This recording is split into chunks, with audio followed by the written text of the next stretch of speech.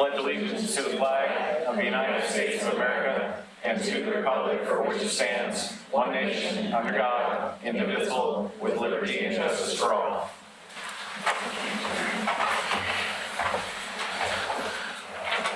So I have two proclamations. One I'm going to read and the other one I'm not. So I'll do the proclamation for declaring November 18th through 24th, 2018 as Oregon City Buy Local Week, and Saturday, November 24th, 2018 as Oregon City Buy Local Small Business Saturday. And then we have the proclamation honoring Oregon City's fallen officers Robert Lidke and George Hanlon. And we do have a lot of people here for this. It's up to you. I didn't realize we had a bunch of people here. Yeah, we do. Okay, then I can do that. So this is the resolution, our proclamation rather, to recognize and honor the service and sacrifice of those law enforcement officers killed in the line of duty while protecting the Oregon City community. Whereas the law enforcement is an honorable and hardworking profession that diligently seeks to make our community more livable and safe, and whereas there is no greater sacrifice an officer can make for their community than to give their life, and whereas the death of a police officer shocks the very soul of a community, our government, and the very freedoms the officers have sworn to protect, and whereas the impact of this tragedy upon the officer's family, friends, department, and community is immeasurable, and whereas our hearts and thoughts go out to the many killed in action while serving to protect our community, now therefore I, Dan Holliday, Mayor of Oregon City, along with the City Commission and the citizens of Oregon City, Oregon, extend heartfelt condolences to the families of the following officers. Reserve Police Officer Robert Lidke, lost on November 3rd, 2013. Police Officer George J. Hanlon, lost on April 23rd, 1906. These officers have been lost but will never be forgotten. This community will be forever grateful. We ask for a moment of silence as we remember Oregon City's valuable public servants and pray for healing and hope into the future.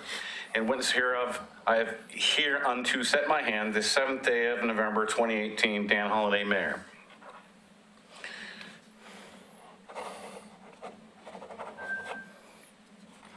Okay, so apparently Ms. Ide has instructed me that there are some folks for the buy local here, so I will go ahead and read the buy local proclamation. It says, whereas Buy Local Oregon City seeks to bring local community together to support economic vitality and the quality of life in Oregon City, and wishes to celebrate the independence of the citizens of Oregon City and the entrepreneurial spirit represented by our core of local independent businesses, and whereas the individual decisions every community member makes today affect the future of Oregon City, and whereas Oregon City's local independent businesses help preserve the uniqueness of the community and give us a sense of place, and whereas Oregon City's core of independently owned businesses give back to this community in goods, services, time, talent, and whereas the health of Oregon City's economy depends on our support of businesses owned by our friends and neighbors, and whereas Oregon City's independent business owners and employees enrich community members' shopping experiences with their knowledge and passion, now therefore I, Dan Holliday, Mayor of Oregon City, do hereby proclaim the week of November 18th through 24th, 2018 as Oregon City Buy Local Week, and Saturday, November 24th as Oregon City Buy Local Small Business Saturday.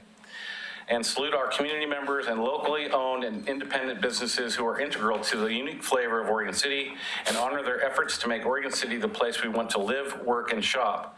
Also urging the residents of our community and communities across the country to support small businesses and merchants on Small Business Saturday and throughout the year. In witness hereof, I have hereunto set my hand the 7th day of November 2018. Okay, so there we go. Now, moving on. So, yeah, could the folks that are here for the Small Business Week, could you stand for us so we can recognize you? All right. Okay.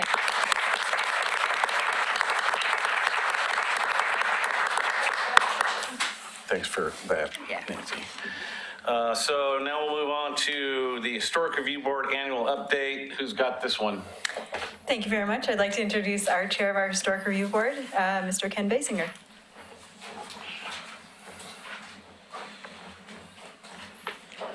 Good evening. Good evening. Chair of the Historic Review Board. The Historic Review Board is equal parts respect for history and support of private property rights.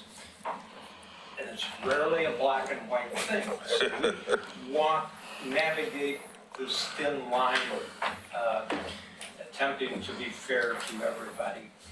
And the fact that there are few appeals, and to date, I think all unsuccessful, of HRB decisions is testament to the work that the HRB members do. And also the key staff people, Kelly Reed, Laura Turway, and Christina Robinson Gardner. Whoa. I didn't see the little red light. So in the preservation program, we did hold land use law training with City Attorney Carrie Richter, who also deserves a lot of recognition for the contribution that she makes to what the board does. The preservation program mailed out over 400 historic property owners packets and brochures, held historic property owners open house in January of this year, began work sessions to revise HRB policies, which will continue into the coming year. Awarded the Ruth McBride Powers Preservation Award to McLaughlin Memorial Association and the Rose Farm Management Committee for their work to restore the Holmes House. Granted $3,067 in 4 different preservation projects.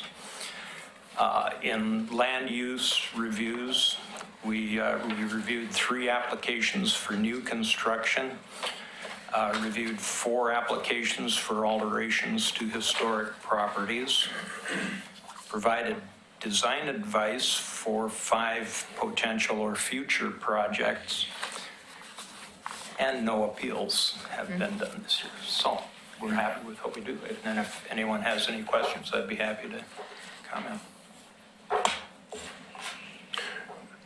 You know, again, you were correct, you know, I sat on HRB for 10 years. I know. And, but there's that fine line about respecting property rights, but also trying to take care of the history of the city. And that was always the challenge of trying to tell people what they can do with their property and what we suggest you know, but what ends up is we were giving them thousands of dollars of free architectural advice in these meetings, you know, but everybody had to abide by the same thing. You know, the guidelines everybody follows. So you're going to put all this money and effort into your house, and the guy next door has to follow the same guidelines. He cannot put a single wide trailer next door to you. He's going to follow the same guidelines. And that's why we have historic homes here running at $500,000 now, because everybody has to follow the same guidelines from the Historic Review Board. So thank you for your efforts on that. I'd like to also offer my appreciation for the work that you do. Oregon City is the oldest city in the Northwest Territories. We have a lot of historical resources and ongoing vigilance about protecting and preserving and encouraging investment in historic houses is really valuable to Oregon City. Thanks, Ken, appreciate it. None of us would be on the Historic Review Board if we didn't have a serious interest in history and a determination to conserve what we have. There you go. Good. Thank you. Thank you. So then we're on to tobacco retail licensing presentation by Clackamas County.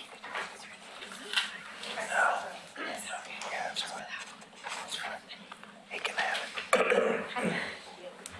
I do.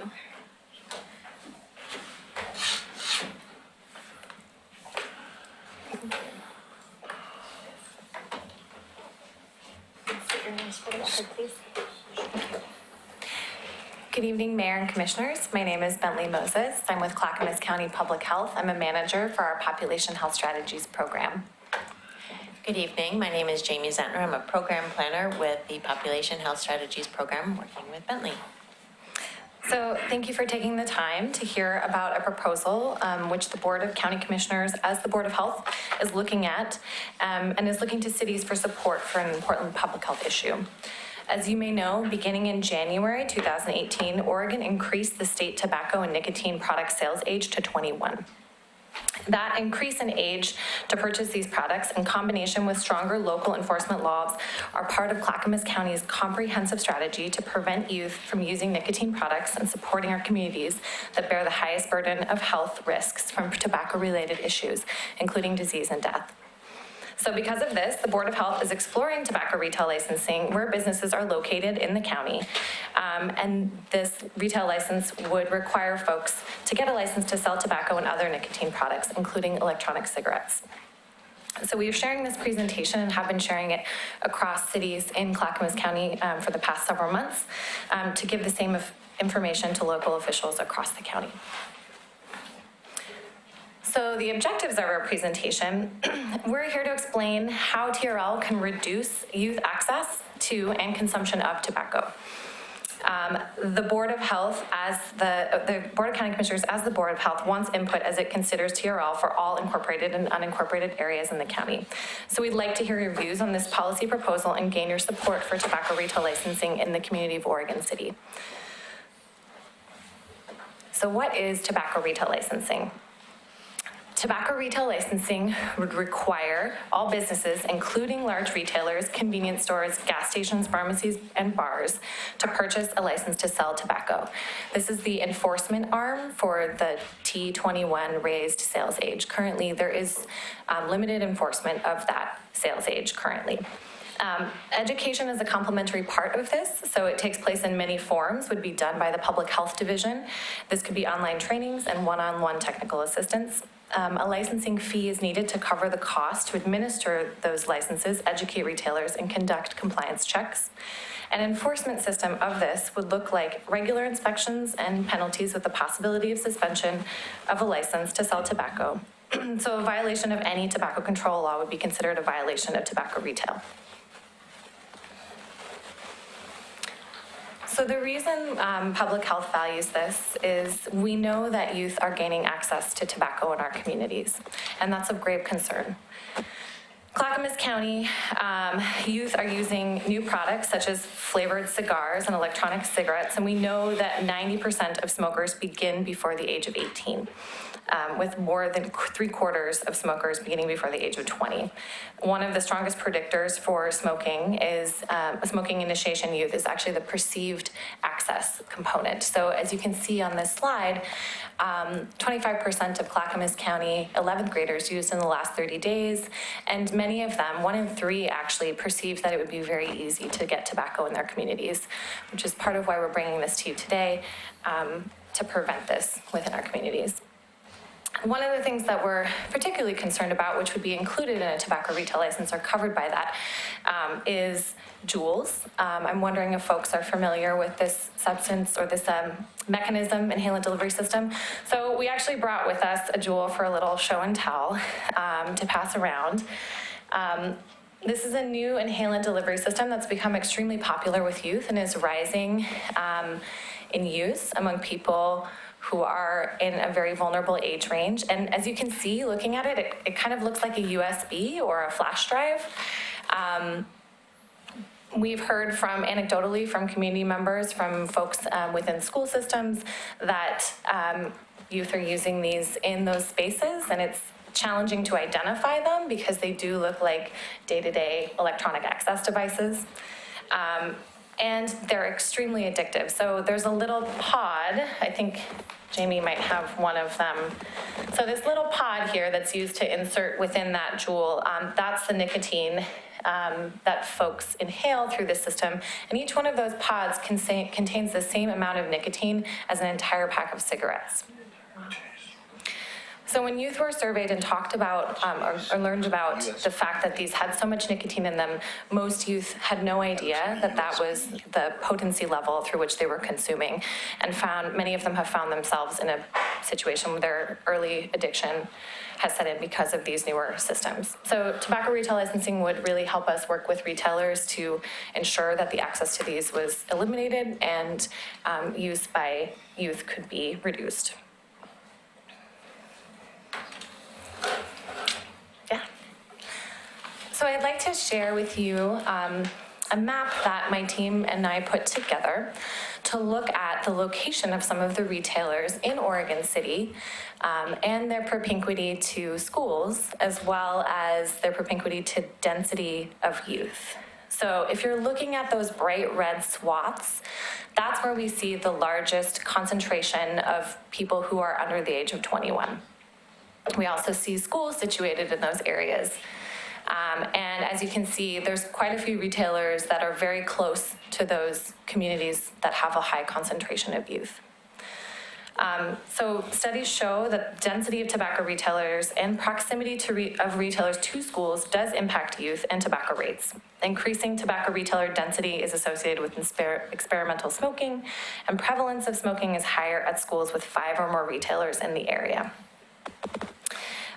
My staff, because we do not currently have a tobacco retail license, so there is these retailers that we have on this map are actually known retailers, is what we call them. And the reason we know where they are is because we actually went out into the community to locate them ourselves.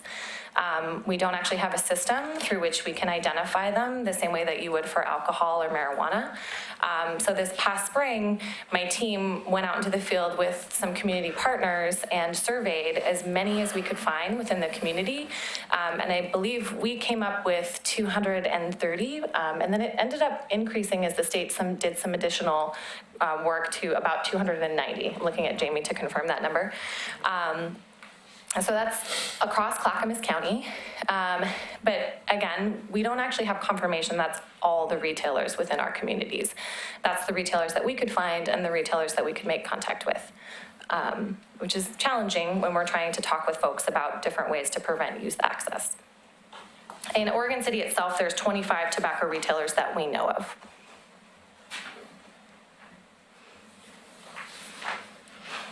So I wanted to share just a few things about which many of us already know and have a shared understanding around the dangers of tobacco. So I won't spend too much time on this, but many people do think that tobacco isn't a big issue anymore. And while public health has had success in fighting the tobacco industry, it's still the leading cause of preventable death. And nationwide, cigarette smoking is responsible for more deaths per year than deaths from gun violence, HIV, motor vehicle crashes, and opioid overdoses combined.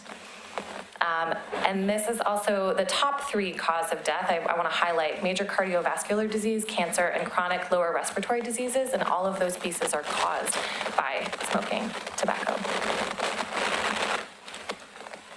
So again, that brings us back to the why tobacco retail licensing component. As I mentioned, raising that sales age to 21 really helps set the precedent that folks need to be within that certain age range to purchase tobacco. However, because tobacco is one of the only substances that is not licensed, it's very challenging to regulate this tobacco 21 component. So tobacco retail licensing would allow public health to be the regulation and enforcement agency, similarly to what we do with our restaurant inspections. And that really looks like a relationship with those retailers and conversations with those retailers to make sure that everyone understands these changes in policy and everyone has support around compliance. The Clackamas County retailers that we know of, there has been rates of illegal sales to minors that we've seen in the data, and a lot of that could be mitigated through this mechanism. So I also want to highlight that tobacco retail licensing is something that is well practiced and has public health precedent across the nation. It's also something that we're seeing here within our communities in Oregon. So while this is a change potentially in Clackamas County, it's not brand new to Oregon, and we have other jurisdictions through which we are trying to model, and we've been in communication and connection and trying to figure out the best way to implement this in our community. So Benton County, Klamath County, Lane, and Multnomah County have all implemented tobacco retail licensing. One of the pieces around Multnomah County implementing one, we've looked at how to parallel some of those things to make sure that they're consistent if we were to propose this across those counties, so that access in the connected county regions would be similar. And we do know that it is most effective to do this countywide, so having a tobacco retail license across the entirety of Clackamas County, which is why we're asking the Board of Health to consider that model. And licenses and fees do need to be at a rate that would allow us to do education and enforcement. And public health authorities, as I mentioned, are the best models across the country to do this because of our models within things like restaurant inspections and other business and public health relationship-based connections. So I want to talk briefly about the economic impact of tobacco retail licensing because this matters to our business community. Within the Public Health Division, we actually did an economic impact assessment to better understand what putting a fee into this system would look like for our retailers. So we're proposing with the Board of Health a fee that would be somewhere between $500 to $600 a year. And that fee could be passed on. It could be easily moved into increasing the cost of a pack of cigarettes, increasing the cost of other tobacco products, and a $500 to $600 fee actually really comes down to about $1.50 a day to sell tobacco in your agency. So what we saw was a very minimal reduction in any FTE or labor income loss. And I want to say that this reduction also did not account for folks potentially passing on the cost of that fee to anything that they would want to raise in their prices for products. Specific to Oregon City, we know that it would be 0.6 FTE and $17,556 potentially. I believe we also brought with us a full copy of this economic impact. Yes. Oh, great, fantastic. So you have a copy of that, and you have a copy of our frequently asked questions as well, if you'd like to take a closer look at the economic impact implications. So that is my presentation and my appeal to you to hear your questions, and would love to have you consider supporting this and bring that message to our Board of Health. Mr. Hyde? I have two questions. Is there evidence that raising the age to 21 would actually reduce the amount of use among teens? Yeah, so I believe that Oregon is one of very few states to have chosen to raise that age to tobacco 21. So we're actually leading the nation in making that decision. I want to say there's maybe a handful, 5 or 6, that have done so thus far, and we're continuing to gather that data.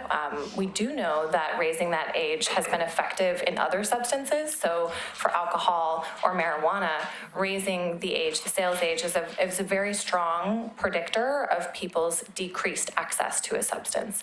And part of that has to do with this regulation piece as well. So those things go hand in hand, raising that sales age and then having a strong ability to enforce that sales age is a piece of that. That's the only question I had. Okay. Commissioner O'Donnell, you have something? Oh, I only have about 10 questions. Okay. Fire away. It's not a statewide program. Adjoining counties are free to sell as they see fit. The annual fee is $500 to $600. It'll be used for education and enforcement. The gross income generated is projected as what? The gross income generated? Yeah, what's your projection? It might be in our anticipated questions. I believe the final anticipated income was $250,000. So it's just enough, actually, and I can tell you an FTE. It would be 1 FTE. For $250,000? Correct. Anybody want to apply for that? That sounds good. So what it really does is it covers the cost to administer the entire program. So it's the one FTE, but it's also some admin support. It's the production, Understood. the maintenance of. I'm our not making light of it. I just, Okay. we're going to get into an area. I was in drug and alcohol enforcement in the past. I understand the drawbacks of that. It's going to be enforced by what agency?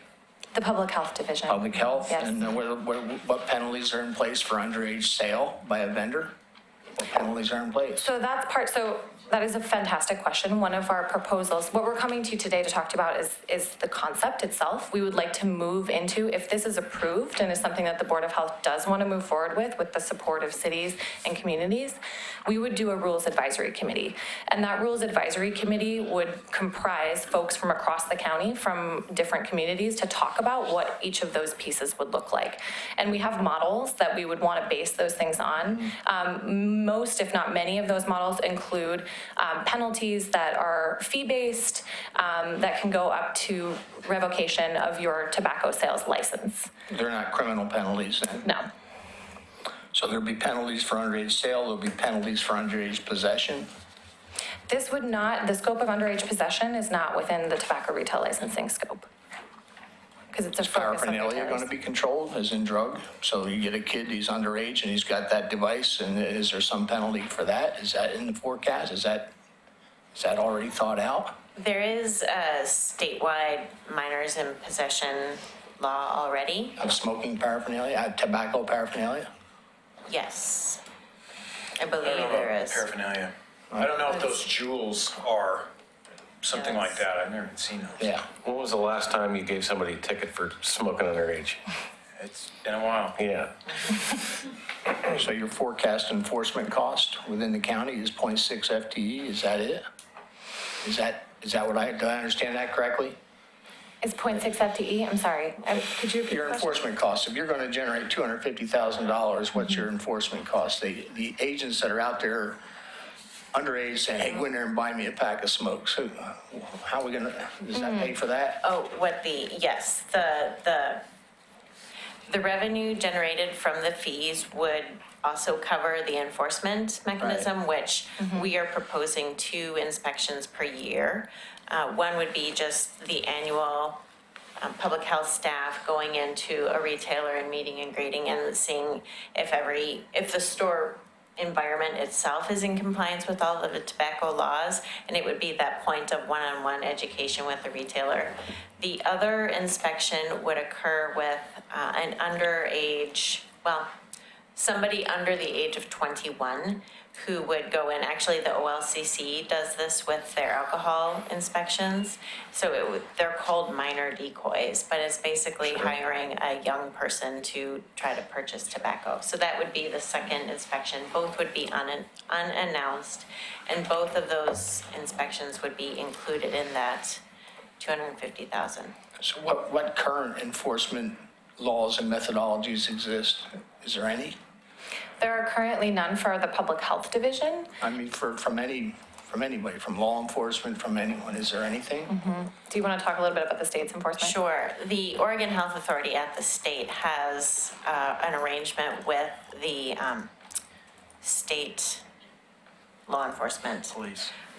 Yes, thank you, the police. And they do minor decoys. However, their capacity is very limited, and they do a random sample of retailers.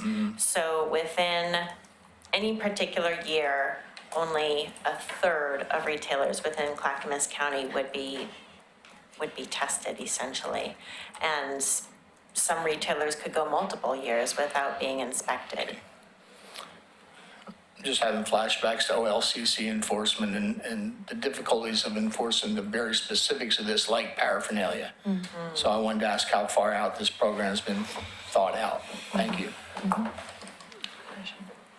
Megawork. So as someone now 21 wanting to buy tobacco paraphernalia, how does that work? Are the tobacco-related goods behind the counter, only accessible by the employee of the store? Does the person need to show ID? How does that work? there are federal and state laws that do require that the tobacco products need to be behind the counter. It's not always the case, and that would be part of the on-site inspection to make sure all of the tobacco products, including the flavored products, including these flavored little jewels, are out of reach. That's one of the laws, is that they are supposed to be behind the counter. And as far as checking IDs, that's also a law. But that's where a lot of the violations occur, is either retailers, store clerks are not reading the IDs correctly, or they're dismissing them, making light of it, and that's also would be a violation of the retail license. So they could lose their ability to sell tobacco if they had too many of these violations. And the goal of the program would be to work with folks to mitigate those pieces. I mean, we want to be really clear that many people may not intentionally be doing this. So there's many phases of connection to help retailers read those IDs appropriately, or to really spell out the clarity of those laws of this is exactly how far away things need to be. For items, for example, like jewels, there's so many products that are coming onto the market. People may or may not know how those fit within the law, and that's sort of where we see our role, is our ability to let people, to teach people and have those conversations. But then correct, if there were to be folks that continue to have those issues, violations would take place until their license was revoked. Are these products, do they have a really high profit margin for retailers? Is it a really attractive, lucrative product to sell? Well, I purchased this from a vape shop down the street for about $45, and they're not taxed. So I don't know what it costs to produce, but I don't know exactly what the profit margin is on tobacco products and vaping products. It's enough to say that there are 25 retailers in this community alone that choose to sell tobacco. So I think there is enough of a profit margin that people continue to choose to sell tobacco. One thing that we have seen in other communities is implementing a tobacco retail license doesn't always cause people to completely choose to not sell tobacco. So that cost of the retail license isn't directly correlated with people saying, this fee is too much, I don't want to do this anymore. Often what will happen is they'll raise the cost of the product, which we know very specifically in public health impacts youth. So youth are extremely price sensitive, and they are significantly less likely to access tobacco if a place has a license and regulation that's appropriate, and then if the product is too expensive for them to get a hold of. Okay, thank you. Yeah. What's been the reception in the rest of the county? Or are you just starting this? No, we've had the opportunity to have some fantastic conversations across the county. I think the first we had was with city managers in May. So we've been pleased to have a lot of really productive conversations. And so far, I believe we were up to 5 resolutions that we have from cities. The cities of Milwaukee and Gladstone and West Lynn have signed the resolutions, and the city of Sandy submitted a letter of support. Okay. Correct. So I'm going to take the opposite viewpoint here, because my partner has a small business, and to say that $600 a year is insignificant to a small business owner is just not true. It's not an insignificant amount of money. And in my opinion, this is exactly what government shouldn't do. You're trying to change people's behaviors by regulating. And I just don't see that as the role of local government. I think we need to provide police, fire, water, sewer, the basic services. And it seems to me that there is plenty of regulation already in place as far as tobacco is concerned. There are state penalties for someone who is caught selling tobacco to a minor. As far as the ID stuff is concerned, I go to convenience stores all the time, and almost every convenience store I know now has a reader on the counter that they put the license in to check to make sure it's not only the right age, but it's also a valid form of ID. So it just seems like growing government by one more FTE for a nebulous positive impact is not something that I would support. And, you know, I get that, you know, you're trying to do something that you think is good. But, you know, very often government tries to do things that are good and it ends up costing everybody a whole lot of money. I could see this snowballing to the point where, you know, you've got 5 full-time employees and it's costing, you know, $1 million a year instead of $250,000 a year. So those are my thoughts. Anybody else? What's your next step here? May I respond to Sure. your comment? This tobacco retail license is not about regulating adult behavior. It's about preventing youth from starting to use a tobacco product. I just don't believe that you're going to accomplish what your goal is. So the state of California, the American Lung Association in California analyzed over 30 communities that have implemented and have been enforcing tobacco retail licensing, and they have seen significant decreases in illegal sales to minors. And in 14 communities, they've seen about 30% decrease in illegal sales. So we do know that tobacco retail licensing, as seen in other states, is effective in reducing sales to youth. And when we can prevent youth from starting to use substances, like we're protecting youth from using alcohol, like we are protecting youth from starting marijuana, it is effective from preventing them to develop a lifetime addiction. That's what we're talking about. But we're not successful at that. You're not successful at stopping youth from trying alcohol or marijuana. It's an impossibility. Marijuana's been illegal since I was, you know, this tall. And all through my junior high and high school years, you could get marijuana just as easy as you could pick up a clod of dirt on the sidewalk. So, you know, adding another rule, another regulation, another regulatory agency is not going to change that behavior one bit. And I don't believe any statistics come out of California. So, anybody? So what's the next step here? Are you going to bring us a proclamation for this, or what? What do you need from us? That would be, our desire would be to share with you a proclamation example for you to review and consider. Okay. Thank you. So is that? Yes, and I would be happy to send that to Direct. Fantastic. Thank you so much. Thank you. Thank you for your time. Thank you for your time. Appreciate it. So, do we have any citizen comment? We do. We have William Gifford. Of course we do. Mr. Gifford, come on down.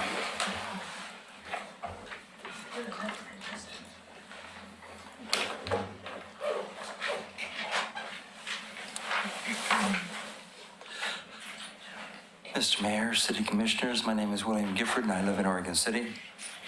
I have 2 questions for the Commission. First one's a softball. Show of hands as to who wants to improve the economic situation in Oregon City. I mean, economic opportunities, yeah. Absolutely. I would hope, yeah. Who wouldn't? Yeah, who wouldn't? Moving on. So second question, I got 3 minutes to float here. Clock's running. Second question is, how many of you know what CBI stands for? Not as many hands. Something business index. It's close, but it's not. So to that end, I want to let you know that Tuesday, the 27th, the Oregon City Business Alliance is hosting our monthly luncheon. And our speaker is Lisa Davidson from the Clackamas Community College, who's in charge of the CBI program. And I would encourage you all, and usually I don't give these announcements and say, this is the last day. I mean, you're supposed to sign up by tomorrow. But we've got another week to be able to sign up for that. 11:30 to 1 o'clock, great luncheon down at the Abernathy Center. And come and find out about business opportunities and what the college is doing to help the business environment. Okay, so you violated rule number 1. CBI is what? Oh, yes, that's what I would encourage you to come and find out on the 27th. We don't do acronyms here. Oh, okay. Any other questions? Thank you, Mr. Gifford. Yeah, actually, she has spoke at the Clackamas County Business Alliance, and she does a really good presentation. I think you were there for that, William, for that morning session. So Yeah. good. It's connections with business and industry. Okay. So if nobody has an objection, I want to move 7A up to right now, if we can. I don't see the reason to have Ms.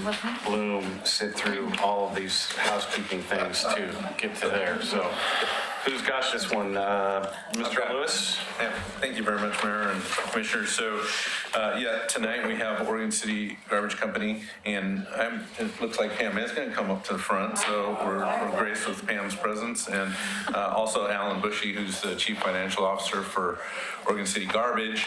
I guess just real quickly, it's been a while, about 6 years since the last time we talked to the Oregon City Garbage Company about rates.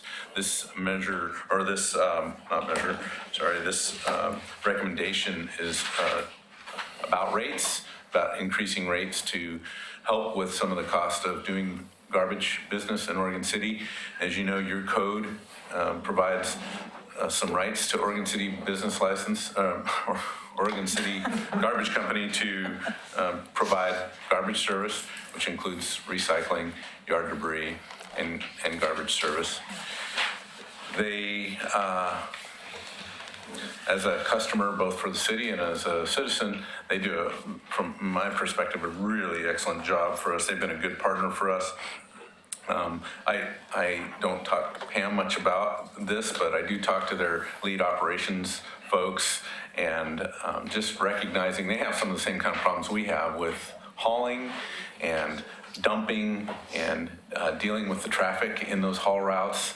And now one of the big problems is there's not the use that they had for things like newspapers. When you think of some of the local nonprofits that used to collect newspapers, and B&B Leasing has always been a partner with that and provided that service of hauling those and giving back those profits to those giving back whatever profit comes of that product back to the nonprofits. And as you probably know, the recycling, the ability to use those products is just fallen way off. So I'm not going to sell this for them, other than I think they do a good job. We really like working with B&B Leasing, and with that, Ellen and Pam. Okay, Alan. Well, good evening, Mayor and Council. I hope Your name for the record, please. Okay. Alan Bushy, I'm the Chief Financial Officer for B&B Leasing, which owns and operates Oregon City Garbage. I hope you've had a chance to look over the packet that we've provided and the information that the city staff requested we present. It shows that this has been a tough year for our industry, as the recycle markets have turned right upside down on us. And also for the city, we've been pleased that for the last 6 years, we've been able to hold the rates without coming and asking for an increase to cover our costs of service, that we've been able to do different things to offset increases as they've come along.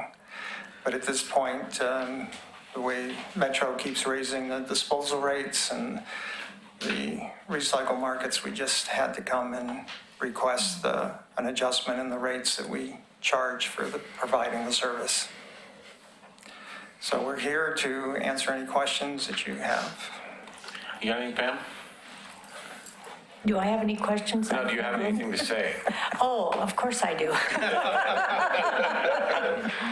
Well, first of all, I want to compliment the city, and especially John Lewis and his staff, because we try and accommodate them as quickly, as efficiently as we can. It's difficult to come in front of the city commission to ask for a rate increase. And I really feel we've worked very diligently to keep costs at bay. And we've been really concerned about, the recycling especially. Question? Comment and question. I do understand the need to raise rates, and I'm glad to see that the rate increase that you're proposing for Oregon City is definitely below what other neighboring communities are experiencing, so appreciate that. Are you seeing new advances in the recycling markets? So I know that China used to take a lot of our canned and all kinds of recycling things that they don't do anymore. What is the longer term solution? Are local manufacturers stepping up and finding use for these products, or is this an ongoing problem that you foresee? For right now, it's an ongoing problem. I think a lot of the problem goes back to the manufacturers who have really not wanted to retool their machinery because of costs. And so I think they're scrambling in general to find different markets and different ways to process the recycling and for other vendors to take them. So I think the people that are in the processing business are very much aware that they need to do something. So it to me, it's just a waiting game. So what happens to the stuff that goes in the recycling bin at my house? But we take that to a processing center Okay, and we dump it there, and then they sort it, bale it, and try and find the market for it to sell. And at this point, we pay the processor to dispose of it there. So over the years, has that evolved from a positive cash flow to you to an expense to you? Yes. In 1 year. 1 year. 1 year. And that's primarily because of the plastics component, or? No? I don't think It's, so. no, not just plastics. Okay. Everything, really. We'll take paper. You have a piece of paper. Paper has been recycled for a long time. And we've gotten sloppy with how we recycle.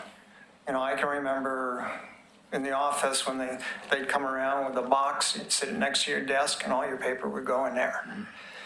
And then they started saying, oh, you can leave the sticky notes on it. Oh, now you can leave the paper clips on it, or staples, or Scotch tape.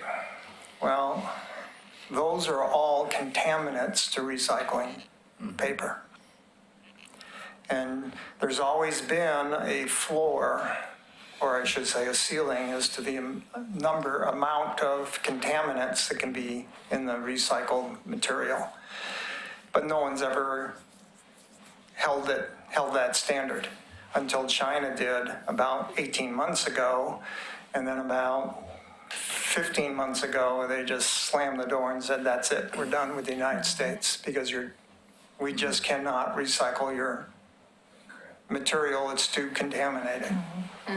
So many years ago, I sat on the rate and fee committee where we approved your current rate. It's been that long. My question, maybe you can advise the consumer, if this is going to happen, how can they drive down their costs? Can they elect a smaller container, or what can they do? For those that are just saying, hey, I've got this 40-gallon container and I don't need that. I could use 25 or something. Is that advice you could give to the consumer? Yes, they can do that. We try to instruct our phone people, our CSRs, to find out how many people are in a household. And we try to say that if you're an individual, don't get more than our smallest, which is a 20-gallon size. And if you ever buy, it's about the size of a kitchen trash bag, a little bit bigger. And if they say, well, there's two of us, we say, well, do you do a lot of purchasing? if you're 20-year-olds, you probably need a 35. If you're 60-year-olds, you probably need a 20. And then when you start adding the kids, diapers really add up fast. And that's when all of a sudden you need larger sizes. But, unless someone comes and asks us, it's, we don't look to see how full they are. The trucks are automated. They just grab the cart, and by the time the camera in the hopper picks up what's coming out of the cart, it's dumping. So we don't know really how full they are until they're empty, really. Camera, what's the camera for? Just so we can see what's going into the truck. Make sure there's nothing Somebody hot dumped a or body in fire, there, or, we have had fires in our trucks before. Okay, I had never thought of that. They also have weight sensors, do they not? A weight sensors that picks it up? No, we do not. At one point, okay. You can have them, but we do not have them. So is there a way for the customer to minimize their costs, or is it just the assumption is everybody participates in garden recyclables, recycling, and trash? Yeah, without those other services, then just an example, my daughter just moved from Seattle to Medford, and she was just crying the blues. She said, I could hardly fill the 20-gallon cart for trash in Seattle. She said, now I've got the largest trash cart and it's not enough in Medford. And it's just the difference in the recycle markets. Medford currently is only recycling clean cardboard because everything that for the recycle markets has to come to Portland to be sent to the recyclers that will use it. Right? I'm just curious that you said that it's been 6 years since you've had a fee increase. And so I'm sure that your fees or your charges have increased or your expenses have increased over those years, but you didn't come to ask for another increase. So I'm just curious if, does added population and then, more service requests, does that kind of level things off for you a little bit, or I guess I'm just kind of surprised that it's been 6 years, even though your expenses have risen. I'm more curious than anything. Well, I think one thing we have done, we've been slowly changing the type of vehicle that we're using. And we're using a automated truck called Rotopack now, which will pack more. And the arms are faster. And it's helped us a lot with our efficiency. Instead of making 2 loads sometimes to the transfer station, we can make 1. And the trucks are a bit smaller, but the way that they are manufactured with the Compactor. Packer, yeah, it's made a big difference. And I think we've just tried to do as many efficiencies as we have been able to do. Even though it's like any business, your costs go up and you have to go back to the drawing board, and we try and do this on a monthly basis. Where can we cut? Because we've been very sensitive to, the costs to the consumer, because we know what our costs are, and it's just really difficult. And I think with being in this community for so long, you have a heartbeat of what's going on, and we just get together with our employees and say, this is what we really need to do for our communities. So, unfortunately, the recycling's taken the most toll of anything. I have one more question. Over the long term, are you foreseeing changes in the types of things that you might recycle? For instance, Portland has a fairly aggressive food scrap program. When I first heard about it, I was like, how does that work? But apparently it works pretty well. Is that something you envision coming to Oregon City or not at some point? I think eventually. Right now, they're having difficulty on where are we going to take it. And they have a place in Banks, and the haulers are very reluctant to even address that. Metro suggested we take it to Metro South, and, it's time and money, to go to Metro Central. And that's time and money. in some of the communities around us, it has not been very effective. And Odor control. right. So, until they iron out the kinks, as they say, we'll review that at that time. But they'll start probably with commercial. But it's difficult to take one man, one truck and do two or three stops and then have to take it to Metro Central. It's just not cost efficient. And who ends up paying for it is the consumer. Okay, thank you. But eventually, it will come. Thank you. So I was going to make a motion here. Is that okay? Why don't you let me say a couple things first, then you can make a motion.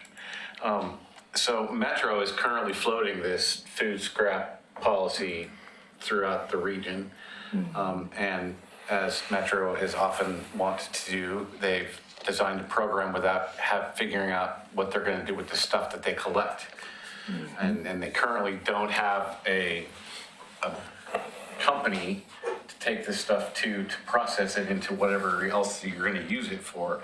I think they've put out some RFPs to try to get some interest in that, but so far I don't think they've had any luck with that. So the only other thing I would say is that it's oftentimes easier to boil the frog if you do it a little more often. I know back in my early days, we had a 67% water rate increase overnight, and that got a couple of us involved in politics. Yeah. So I might suggest that you come back every couple of years. Okay. Because we want you guys to be, you need to make money too. All your guys do great work, out there. So I would just recommend that you come back on a more regular basis. Okay, we'll try. Great. I'd second that. And I feel you guys have provided impeccable service to the community. I think you're honest businessman. It probably pains you as much as it pains us for what we're about to have to do. But I would follow the mayor's advice. Don't wait. Okay. Incremental. Commissioner Shaw. Well, before I make a motion, I do want to thank you folks for the work you do for the nonprofits in the community. When you had the paper boxes, I think everybody had one of those things. Yeah.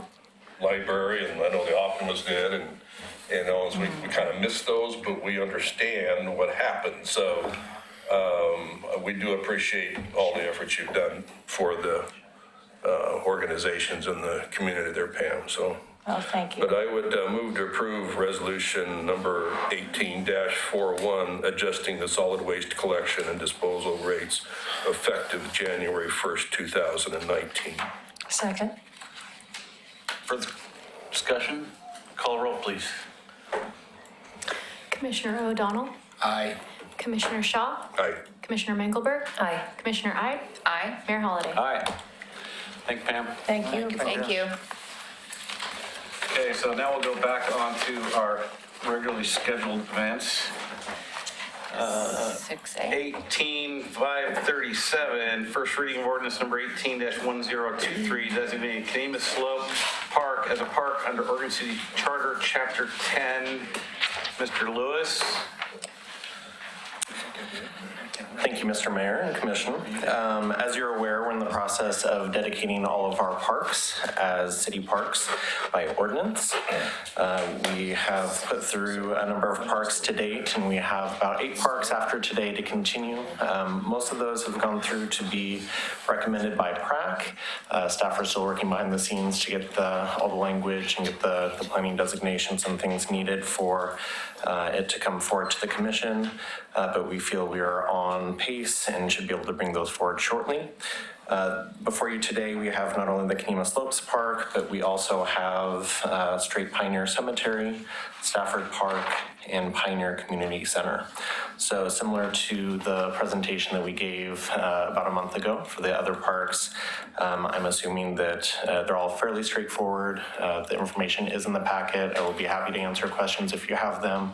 I'll leave it to City Attorney Kabaisman and the Commission to move forward with the language. there a motion on 18537? Yes, move to approve first reading ordinance number 18-1023, designating Canema Slope Park as a park under Oregon City Charter, Chapter 10. Seconded. Mr. Gebaseman? Ordinance number 18-10, what? Let me try again. I do that anyway. Ordinance number 18-1023, an ordinance of the City of Oregon City designating the property identified as Canema Slope Park as a park under Oregon City Charter, Chapter 10. Call roll. Commissioner O'Donnell? Aye. Commissioner Shaw? Aye. Commissioner Mengelberg? Aye. Commissioner Ide? Aye. Mayor Holliday? Aye. 18-534, first reading of ordinance 18-1024, designating the Straight Pioneer Cemetery as a park under Oregon City Charter, Chapter 10. It's contagious. Move to approve first reading ordinance number 18-1024, designating the Straight Pioneer Cemetery as a park under Oregon City Charter, Chapter 10. Second. Mr. Gebaseman? Ordinance number 18-1024, an ordinance of the City of Oregon City designating the property known as Straight Pioneer Cemetery as a park under Oregon City Charter, Chapter 10. Call roll. Commissioner O'Donnell? Aye. Commissioner Shaw? Aye. Commissioner Mengelberg? Aye. Commissioner Ide? Aye. Mayor Holliday? Aye. 18-535, first reading of ordinance number 18-1026, designating Stafford Park as a park under Oregon City Charter, Chapter 10. Move to approve first reading ordinance number 18-1026, designating Stafford Park as a park under Oregon City Charter, Chapter 10. Second. Mr. Gebaseman? Ordinance number 18-1026, an ordinance of the City of Oregon City designating the Stafford Park as a park under Oregon City Charter, Chapter 10. Commissioner O'Donnell? Aye. Commissioner Shaw? Aye. Commissioner Mengelberg? Aye. Commissioner Ide? Aye. Mayor Holliday? Aye.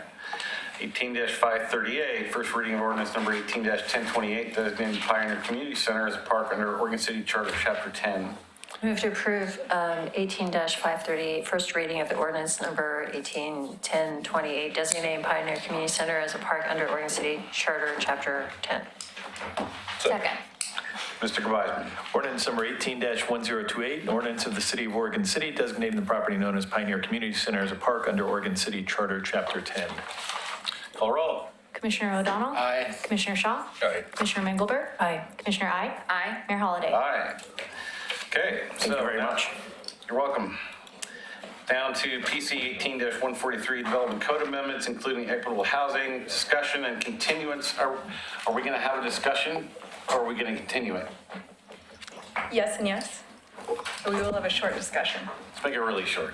Yes. Okay.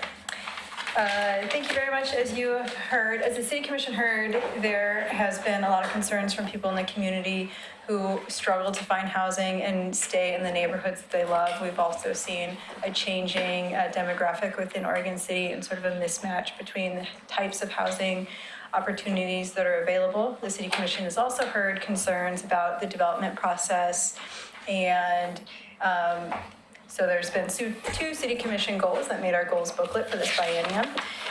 One regarding housing choices, and another one regarding streamlining the development process. We're here today with a package that includes both of those things. We secured a $100,000 grant from Metro to do this project, and we've been working on it for more than a year and a half. I'd like to introduce our planner, Pete Walter. Thank you, Mayor, Commissioners. So attached to this item are the code amendments recommended by staff and approved by the Planning Commission, resulting from the Equitable Housing Project, which began in July 2017. There were additional amendments brought forward by staff, and they're intended to reorganize the code for simplicity, clarify ambiguities and processes, and remove conflicting language. While the vast majority of these changes are geared towards removing barriers to equitable housing, they do include some non-housing related changes, such as relocation of engineering and public works standards, food carts, and clarifications of the Natural Resources Overlay District and tree removal codes. And I'd like to thank the public and the Planning Commission for all of their valuable and constructive input and hard work to get us to this point. It's a significant milestone. Planning Commission discussed the entire 440-page packet of red line code amendments in detail, and that addressed multiple items, which are summarized in your packet under detailed summary of code amendments. And there's also a high-level summary of the amendments attached. Out of all of that, these are the items that received the most discussion and attention. They have to do with off-street parking for accessory dwelling units, internal conversions, and 3 to 4 plexes. The owner occupancy requirement for accessory dwelling units. The process for review of shelters and where those shelters can be located. Food carts, and a height limitation in the mixed-use downtown district. In addition to that, the Planning Commission is putting together a letter policy advisement to support equitable housing. And I can talk in more detail about those if you have questions.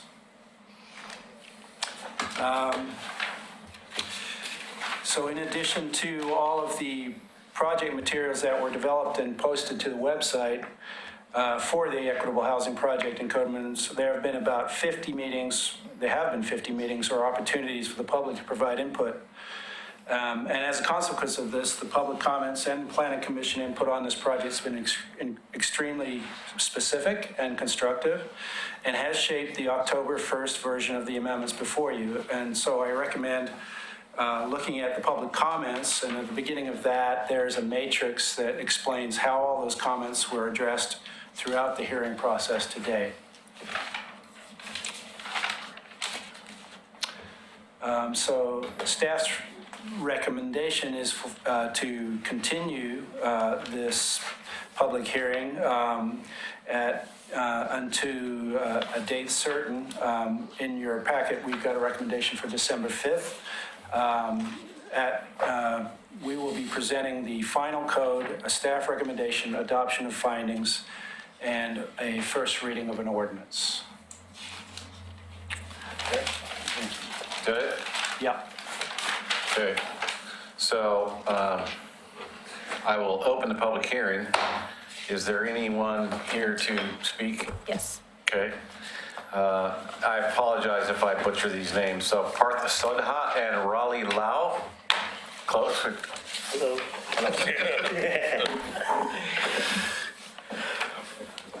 Name and city of residence for the record, please.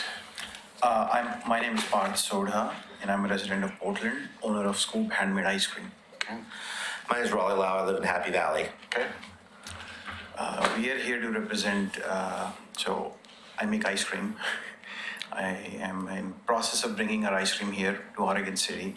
That was my initial intention. As I did more research on that, I came up with an idea of creating a food experience zone within Oregon City.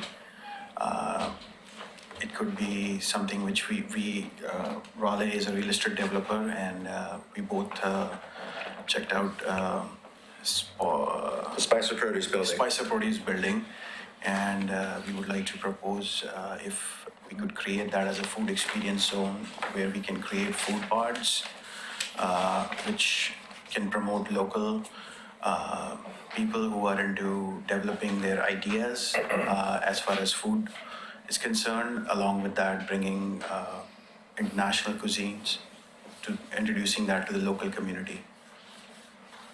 Okay. So yeah, all we're asking is for an exception because the current requirement, there's a time limit. There is certain zoning requires a certain time limit. And then, or the other thing is, I guess if the food cart, if it's covered under a structure that does not require a wall, I think it's just the added cost, the added cost that will be passed on to the small business, the food truck, the food cart, will kind of hinder from local small business owners from maybe pursuing a dream.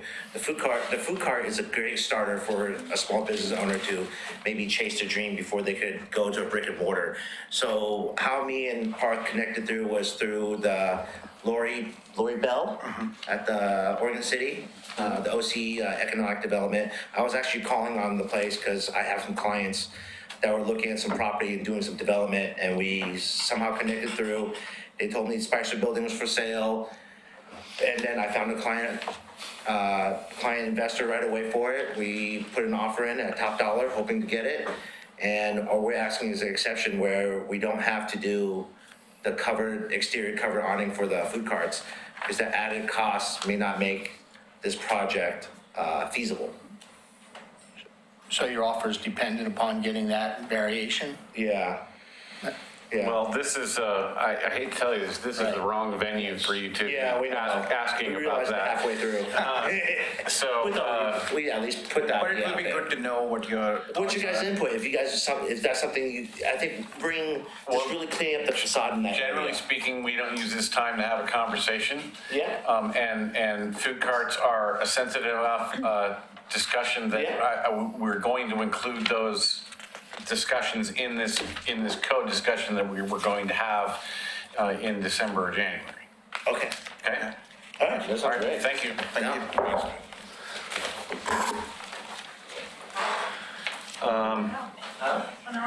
I know, right? So, in the interest of the fact that we have 2 new city commissioners coming on in January, and this is a pretty extensive amendment to our codes, unless there is an objection, I would prefer to do this in January/February.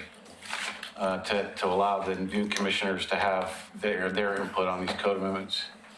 Is there any objection to that? Actually, I would agree with it. It's such an all-encompassing piece of code change with so many implications that it needs an in-depth discussion, item by item, and I think it cannot be resolved. I agree with pushing it into January, if we can. I think that this current commission is the one that has been involved in everything from the very start, a year or more ago when we first began. And I just think it's so convoluted and challenging that I think it's almost unfair to ask our new commissioners to step in at the 11th hour and try to get up to speed on it. And I think that the 5 of us that are here are the ones who are designated to make this decision. Commissioner Eboard? I would agree with Commissioner Ide.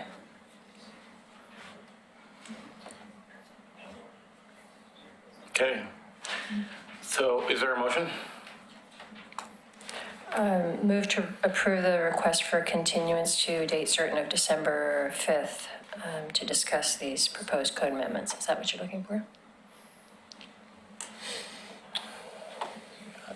Second. Can I propose another motion? There's a motion. There's already a motion on the floor. Okay. Is there further discussion? Call roll. Commissioner O'Donnell, Understanding that this motion is simply to move it from this point to December 5th for reconsideration at that time, I'll vote yes. Commissioner Shaw, Yes. Commissioner Mengelberg, Aye. Commissioner Ide, Aye. Mayor Holliday. Aye. May I propose a second motion or no? Sure. I propose that we move the discussion of this into January with the presence of the new commission, knowing that I've spoken to each of those people. They're intelligent people. They can digest this 400-page document. And understanding the complexity of this, I think it's not going to be resolved in one sitting. It's going to be a continued discussion. So my motion is to move the discussion into January. Well, unfortunately, under Robert's rules, I'm not allowed to second a motion. So it looks like your motion is going to die for a lack of a second. Well, I think we know what we need to know, that there is no second by any other commissioner. Thanks. Okay, moving on. We already did that one. So, looks like contract for construction manager, general contract with police and municipal courts building chief band. Good evening, Mayor and Commission. I think I'm only going to have one set of initials, that's CMGC, Construction Manager, General Contractor. So I'll get that out of the way. This is just a piece of this contract. This is the smaller piece. And let me back up for a second. I want to just tell you really quick what we've been doing before we got to what I'm about to ask you to do. We've had various design meetings, just getting you up to speed on the building project. with our designer, with our project manager, technical advisor, staff people, Commissioner Shaw. We did hold a community forum, an open house at the police department. Had people from all over the city, the neighborhood, and then we've also had a online survey that people can fill out with a lot of the same kind of questions about what people are looking for in the site. That information, along with what we've gotten from our staff and all the other conversation that we've been having about this project for a long time, has gone into these kind of design meetings. The sort of stage we're at right now has had to do with, we've got that site that's 8.3 acres. When you start considering building shape, orientation, future uses, power lines, rights of way, roundabouts, trees, green space, it starts shrinking. It's very complex. The good news is the team that we have so far, there's no weak link. I'm really confident that we've assembled a really good team so far. So what brings us here now with the Cmgc contract is there's two pieces to it. And we're at a stage where we're talking about the shape of the building and those sorts of things, that we need to have a construction company on board during this pre-construction phase, weighing in on costs. And it's, the whole system of CMGC is kind of designed to be a push-pull between designers and those who construct the building. And designers want things to look really pretty, and the construction companies know how to build the project. So we need them with such a tight budget to be on as early as possible. So this contract that I'm asking you to approve tonight is just the first part of this CMGC contract. It's the small part, and then it's just for their pre-construction services, which is about $76,000 to be helping us develop the cost and different strategies in budget, that sort of stuff with the rest of our design team. We'll be coming to you December 5th with the rest of the contract, which has to do with the actual construction of the building. So my recommendation, unless you have any questions, is that you approve this contract for pre-construction services. Oh, PNC Construction, by the way, is who it is. They did the library. They did Canby's police department. They did Lake Oswego's public works facility recently, and they come highly recommended, and they finished first in our competitive process. Is there a motion? Move to approve 18-533 contract for construction manager, general contractor for the police and municipal courts building. Second. Moved and second. Further discussion? Call roll, please. Commissioner O'Donnell? Aye. Commissioner Shaw? Aye. Commissioner Mengelberg? Aye. Commissioner Ide? Aye. Mayor Holliday? Aye. Anybody want to pull anything from the consent agenda? For comment, I'd like to pull these warming shelters for a moment, just for discussion, and Go ahead. put them back on. So every year we go through this exercise and we grant these waivers, and I understand the goal of it. I'm certainly in favor of the goal. But my understanding, and correct me if I'm wrong, do these folks receive compensation for providing that? These, the one by one and others, or no? Oh, no, they pay their own people to There's no support that. compensation by the county to anybody? Father's Heart, the worm, they get paid for. The county provides funds to the Father's Heart to pay the people that are in the warming shelter. They don't get paid to hold a warming shelter. The county just They get paid by the provides. head, right, by the number of people that use the service. Well, I don't want to really speak for the Father's Heart. I don't know specifically, but what, from my understanding, was that they pay the staff that they have to hire to come in to do that. My goal is simply that these places are in operation 5 months out of the year. I'm certainly in favor from shielding people from the cold. I would like to not have to go through this exercise every year, that if it's going to be an ongoing 5 months out of every year, that maybe there's some improvements that could be made to these that wouldn't require us to do that. Is this not in the code amendments? I think I could speak to that. We have with us the Planning Commission Chair. If please correct me if I'm incorrect, and as far as what my understanding of what you have sent forward to the commission. But the new proposed code has shelters that are permitted in a certain zone, which is the MUC 1 and 2, which is up, basically up 7th, Molalla, and a little bit further up down Beaver Creek. And there's some spots. But however, there is one other additional MUC zone, and that is the lot, the tax lot where the Father's Heart is held. And so this whole, the code amendment was not processed in time. And so this year, once again, they needed to have the emergency resolution at the Father's Heart in order to operate when the cold weather begins. So the other one by one, they are not within that zone, so they would need to come back if they wanted to do this every year. They would have to come back, but the Father's Heart would not have to. Is that good for you, Commissioner? Well, quite honestly, it reflects upon the affordable housing thing and this complexity and the 5 issues it deals with. And I wish we could sever those and deal with those individually so we could provide that kind of answer immediately and deal with the other more difficult subjects later. But that answers my question for tonight. We can put it back on the consent agenda and treat it as such. Okay, anybody else? Is there a motion? Move to approve the consent agenda. Second? Moved and seconded for discussion. Call the roll, please. Commissioner O'Donnell? Aye. Commissioner Shaw? Aye. Commissioner Mengelberg? Aye. Commissioner Ide? Aye. Mayor Holliday? Aye. So, Mr. Manager, you got anything for us? Yes, Mayor, thank you. First, we'll have an update from Mr. Phil Lewis.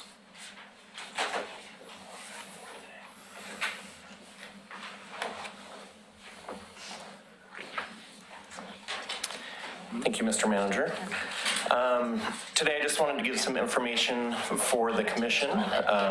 Mayor Dan Holliday and I were privileged to be at the Restore Oregon celebration last week on Friday and received a DeMuro Award for the rehabilitation work that occurred at the Ermatinger House. So we are very pleased to have been recognized this high honor. We know that the library was honored with this award last year, and we were honored this year to accept. We hope that we can continue to highlight the fantastic amenities that we have in this community. We had many partners on this project and wanted to highlight the Architectural Resources Group, the help from Clackamas County, TS Gray Construction, and Oculus Construction. Some of the criteria that are used is just the significance of the property. They highlighted, obviously, it's one of the oldest structures in the state and is the oldest home in Clackamas County. It was done in a very detailed, meticulous way to make sure that we were highlighting all of the historic nature of the structure, and could not be happier to showcase the property to the community. So I just wanted to thank the commission for your support and dedication, making sure that we're able to get the house open to the general public and invite anyone in the community that would like to come out and visit the Ermatinger House. We do have regular open hours on Fridays and Saturdays open to the public with private tours and viewing of the artifacts in the home. I understand the award, but were there not some private parties and others that were involved in this other than those you cited? Yes, there were many. I'd like to see them get some. Well, I think Commissioner O'Donnell is, and I was going to mention this anyway, but Commissioner Smith and myself actually went up and picked up the award at the banquet that night. I did not want to steal the thunder from the mayor, as I know there are many, I don't think many it's individuals. thunder. I think he's looking for credit, dude. Yep. Thanks. Okay. Thank you so much. Thanks, Phil. Next, I have an update from John Lewis.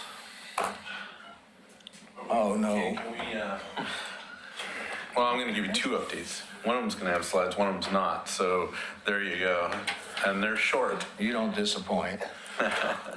So just real quick on 99E, we just received a message from ODOT that they are planning to close 99E south of Oregon City on Saturday and Sunday to deal with the rockfall that they've been having in that area south of Cmgc. So we got this late this afternoon. I haven't found out all the details about why. It needs closure, but we're working on that. I suspect that there's good justification for that. So I wanted to present it to you tonight, just because it's the last opportunity before this weekend that we'll be able to present that. I assume that they're also have notified City Canby. That's a good point. I can ask that question of them. Don't ask, tell. They need to notify the City of Canby. I agree with that. So anyway, their intent is the road will be closed to traffic in both directions from 5 a.m. Saturday until 5 p.m. Sunday, while rock scalers do the work that they need to do. They've done this kind of work there many times. In fact, they just finished the rockfall protection area. It's my understanding that some of the problems are in that same area. So again, I don't know all the details here. I just want you to know that. Okay. The other piece of information is, while they've advertised it on their trip check today, I understand with help of Katie and Kristen and Lisa, we've posted on our social media network these closures. And we're also trying to work, if you know that closure, the detour route is through Oregon City via South End Road. And so the county also had not been informed of this until the trip check information came out. So we're scrambling a little bit to get information from the state on that, but my guess is it's a must do right away kind of a scenario. So so there you go. So I have to ask this question because they were there this summer. They did 2 of the 3 sections. Why didn't they do the 3rd section at the same time they did the other 2? New rock fall? I will. A new one. I will get an answer for you. I mean, on that, you know, 'cause I don't know. Those were the 3 obvious sections. When I was driving past there this summer, I kept thinking, why are they only doing these 2 when the other one, is the one that's farther south is just as bad? I don't know. Government agencies sometimes. So go ahead, Mr. Lewis. Yes, you're right. They do have reader boards on 99E, and that's actually how we found out. We had a staff member trying. I'm gonna have to call Matt Garrett. Outstanding. Yeah, I didn't really want to throw it out under the bus, but I guess I just did. Okay, so the other project that's important to you folks is the South Fork Water Board project. It's not our project, but because of the complexity of it, because it's a pipeline project, we've found ourselves pretty heavily involved in the South Fork Water Board project. And the project is to build a bypass that will provide a secondary source for Oregon City, Clackamas River water south. So Clackamas River south means any Clackamas River water customers south of the Clackamas River. It does not affect Clackamas River north. They've wanted to make that very clear to them. So it's really the Oregon City system, which is the backbone, our reservoir system, that affects Clackamas River south and West Lynn to some degree as well. So this pipeline is a necessary project. It's been on their capital improvement plan. It just came up sooner because from the mapping you can see here, this is just a graphic that shows some of the information that we're posting online.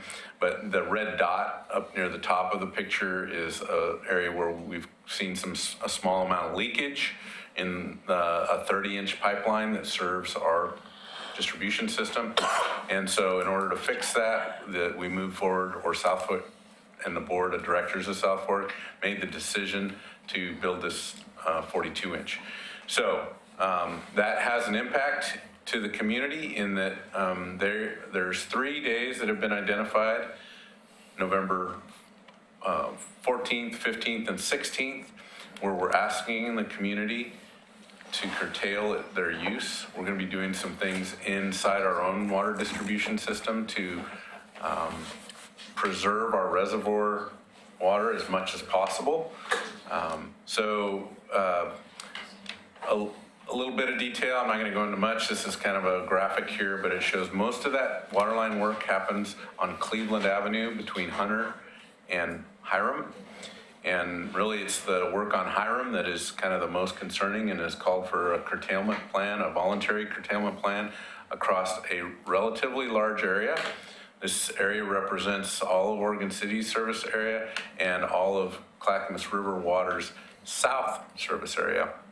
We all rely on that water. So we're working collaboratively with South Fork Water Board, West Lynn, CRW, and our own staff to make sure this goes off well. We met with the contractor and all those agencies yesterday. They have contingency plans for this tie-in.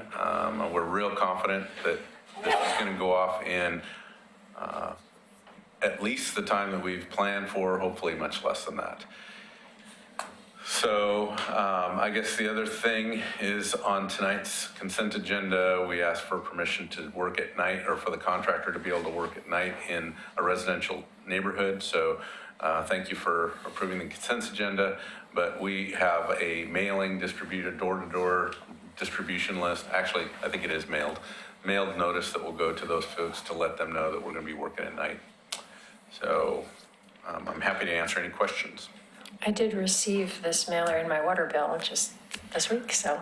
That's right. I didn't go over the public info, but again, our Kristen Brown and Lisa Oroskovich team has, boom, they've got it all laid out. They've got messaging for if something goes wrong.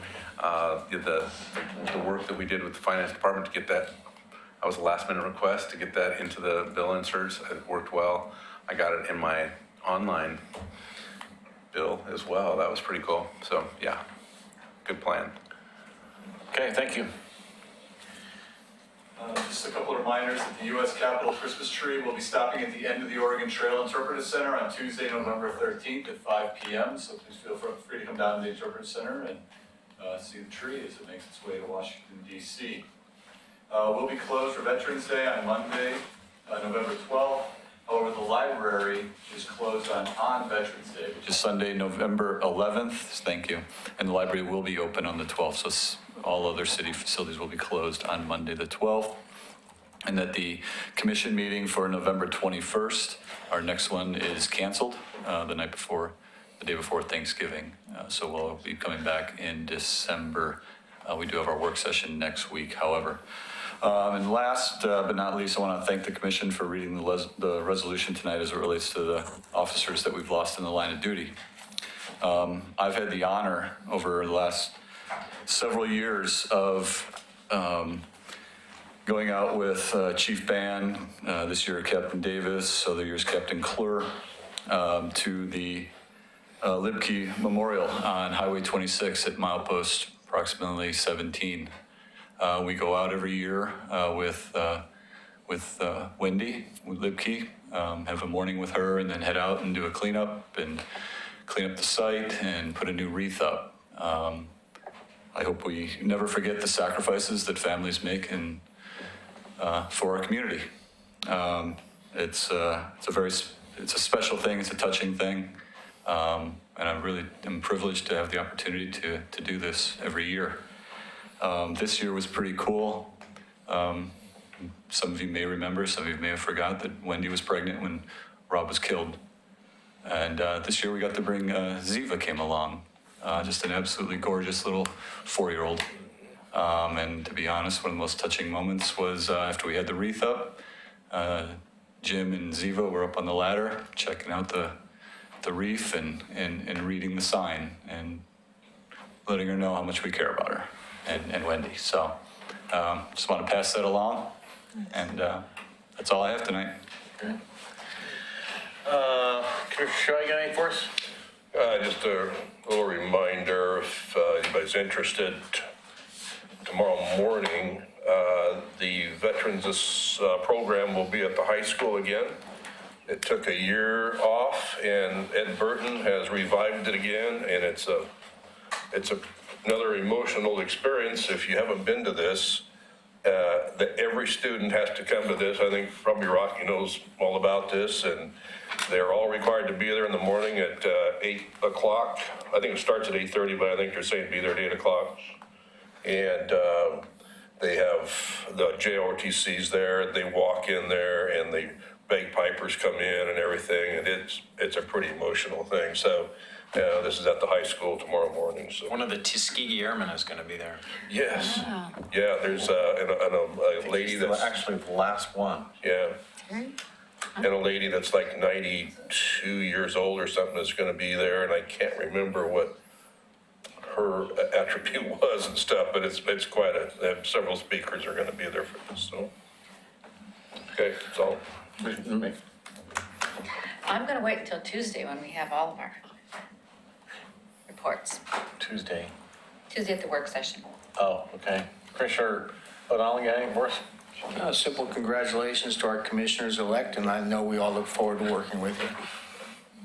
Okay, and so I'll go last. Obviously, Friday night, I was at the Demure Awards with Commissioner Smith and picked that award. Beyond that, I know that there's no question in my mind that all of us are happy that the campaign season is over and our televisions are going back to normal things. And I want to say that I'm very proud of our community in that I know that once the election's over, and it's over now, that we'll still come back together as a community. That, you know, these were hard fought races. But I don't believe any of the candidates, winners or losers, have anything other than the best in mind for Oregon City. So I would just encourage us all to, you know, forget about the election. It's over now. Let's move on and do good things for Oregon City. Is there anything else? Good, then we're adjourned.